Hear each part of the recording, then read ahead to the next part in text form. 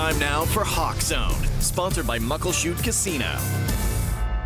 Well, the Seahawks improved to 5-2 with a win over the Cleveland Browns, and now they're in sole possession of first place in the NFC West. Terry Holloman joins me now in the Hawk Zone to break this one down. Hello, my friend. Hey, good to see you back. Well, you too. First of all, this jacket. I am feeling, I want this. Yeah, it's available for you. Throwback is all the rage right now. And that was the rage yesterday at the game, right? Yes, it was. Yes, it went over like gangbusters. Yes. You think the players loved it? You hear from guys like Bobby Wagner and Tyler Lockett. They were so pumped up to have these jerseys and these uniforms. And then you look throughout the stands, the fans were on fire about it.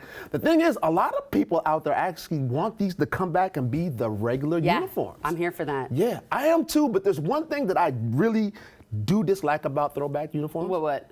Is that these were actually the uniforms that they had when I was a grown man. So I feel old now. I know. I feel old wearing this. Let's call it a throwback, right? Everything, at her age, everything becomes a throwback. So don't let it get you. Don't let it get you down. Yeah. I will say, I do like this better than that super neon color. Oh, yeah. Even though the neon Action color green. It's kind of like the Yankee stripes, though. It can be intimidating. Yeah, intimidating for somebody, but not me. It's his growth. The action green, yeah. Well, nothing was going to help Geno yesterday. He didn't have his best day, despite coming out of the gate strong. Yeah. But when it really mattered, he put together a game-winning drive in the final moments. Ain't that right? He did. It goes back to what Pete Carroll always says.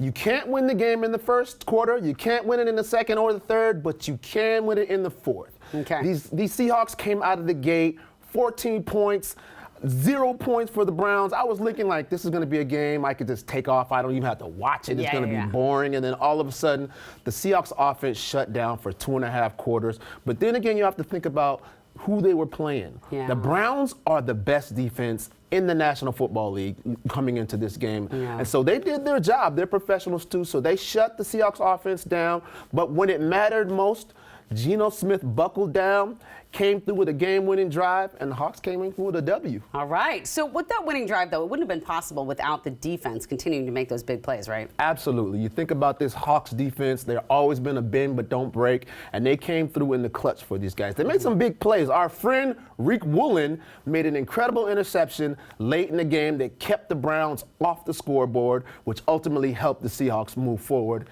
And then you think about at the end of the game, these guys just, again, kept the Browns offense out of the end zone. So big plays by the Seahawks defense. They come through all year. They say big players make big plays in big games, and that's exactly what happened. So was it Reek? Who's your player of the game?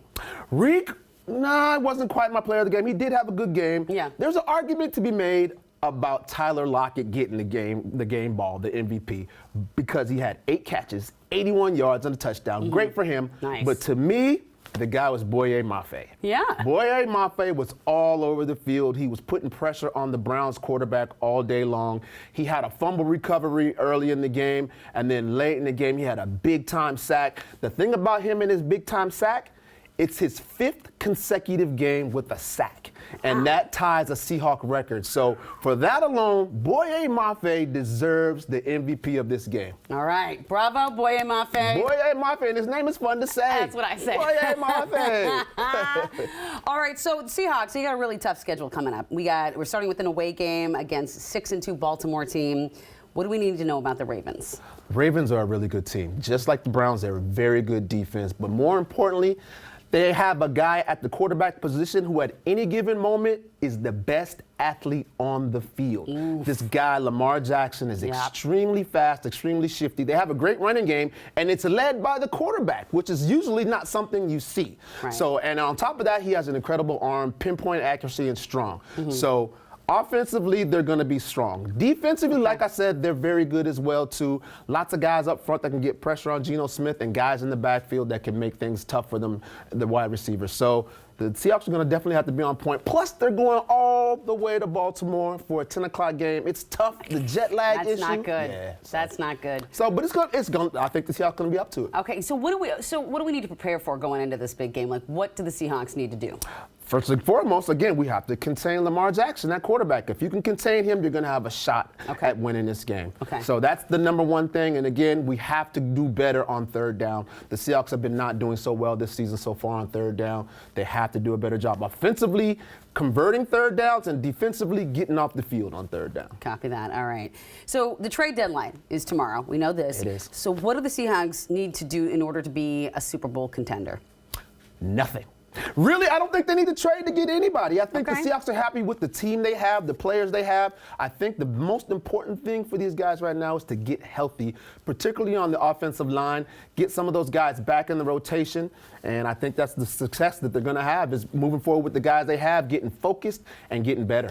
First in the West, not that bad. You can't be better than first. That's right. All right, thank you so much, Terry. And by the way, you and I should head out to we should head out and go check out the Excite Fight. It's live MMA presented by Excite Fight back at Muckleshoot. Experience the heart-pounding action December 8th as the Northwest best fighters face off live at Muckleshoot Event Center. Get your tickets at muckleshootcasino.com. It's going to be good. Yeah.